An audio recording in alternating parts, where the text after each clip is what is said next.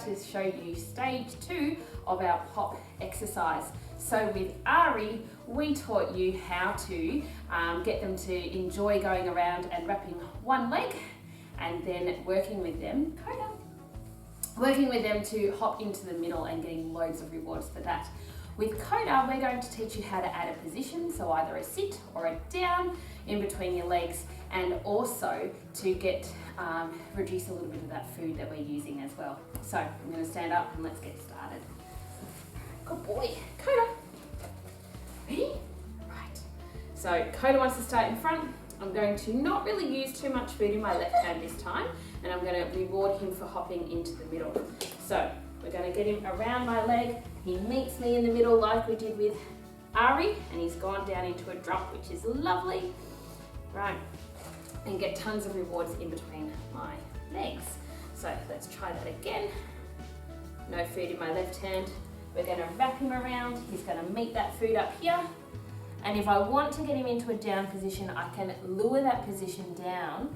And to keep him down, I'm going to keep rewarding him down here like this, so that he knows that's the position I want him to stay in. So with most of our training, in order to release him, I need to give him a special release word, which Coda's word is break.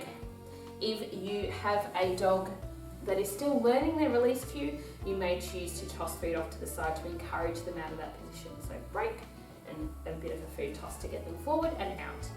So no food in my left hand again. I get him to wrap around, meet him here, lure him into a drop. Don't forget your yes to tell them when they've done the right thing.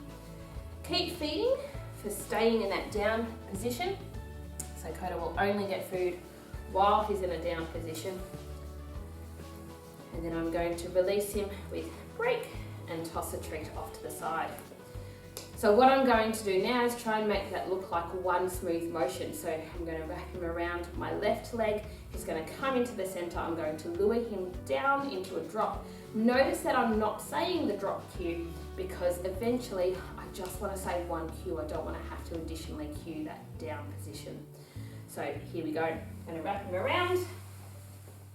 He goes into down. He gets a treat down there. Notice that he's staying down for longer and longer now. Good boy. And then release. Break. Good job. Well done, Coda. Right. Now, one more time.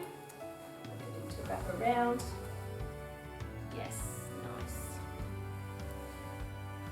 If they keep popping up like Coda's doing at the moment, I'm just going to keep him in that down position. Good job. Use a word like good job or good to let him know he's doing the right thing.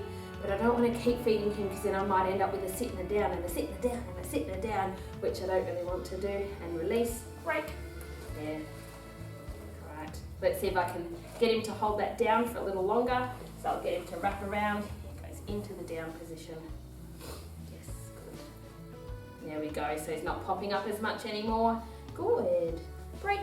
And working until we get that release. The other thing that you can try and do is reduce maybe how big your hand over here comes to wrap him around. So keep that hand nice and close to your body as the dog gets better and better with the skill.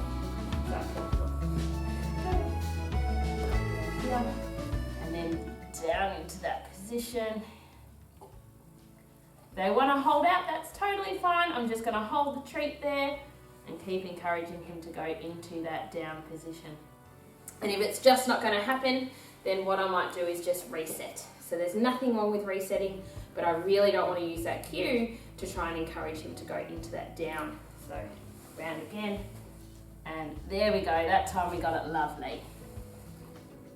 And break, release, and food, and of course loads of play with your dog afterwards as well. Have a go with your guys at home, and don't forget to tune in for our stage 3, which is all about adding the cue.